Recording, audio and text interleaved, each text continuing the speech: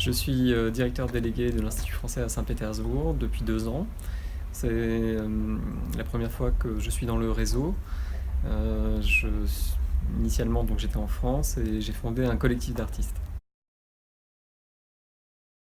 Bon, une journée type, ça n'existe pas vraiment, mais en général, j'ai la chance de la commencer en amenant mon fils à l'école. Donc ça, c'est plutôt très agréable de prendre après le transport en commun et de venir à l'Institut, qui est un endroit central.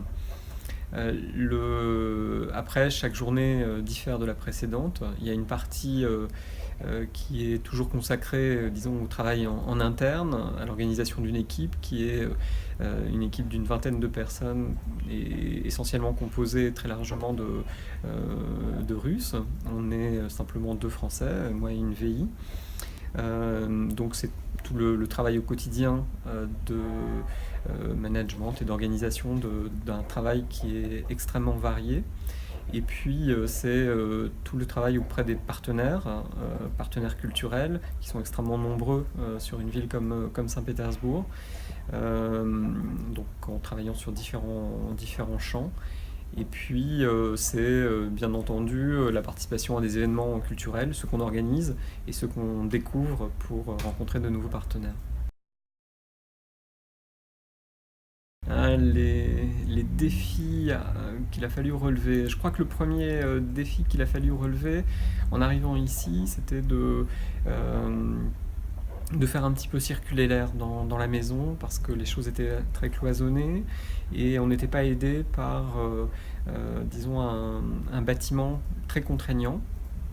Donc la première chose à laquelle je me suis employé, c'est de refaire de la médiathèque le cœur de l'Institut. C'est passé par sa rénovation.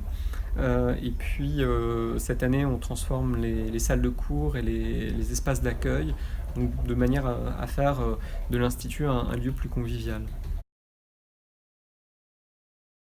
Les qualités indispensables, je ne sais pas quelles sont les qualités absolument nécessaires, mais ce qui me paraît évident, c'est que c'est important de savoir créer du lien entre les personnes, du lien entre les projets, du lien entre les idées, et puis d'être à l'écoute, curieux, de savoir négocier aussi.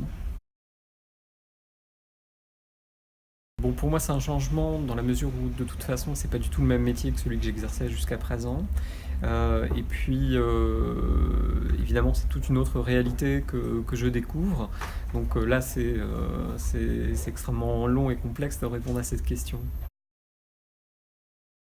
Plutôt qu'un projet phare, je pense que je préférerais parler d'une façon de concevoir le travail ici.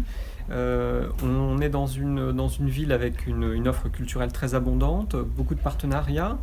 Et ce qui m'intéresse, c'est d'essayer de trouver des continuités entre des projets et en l'occurrence, par exemple, ce qui m'apparaît, c'est que le son, c'est un dénominateur commun à différents projets, qu'ils soient d'art visuel, de musique bien sûr, en musique contemporaine, mais aussi de tout ce qui est recherche en nouvelles technologies numériques, mais également en cirque, en danse, etc. Donc le son, c'est un dénominateur commun, une sorte de fil rouge qu'on essaye de tisser.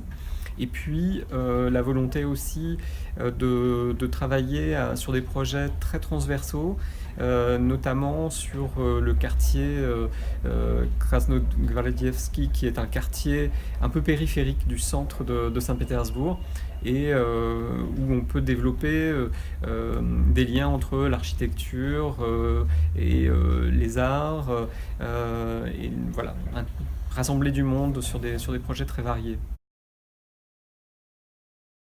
Le retour en France, pour l'instant, j'y pense pas du tout.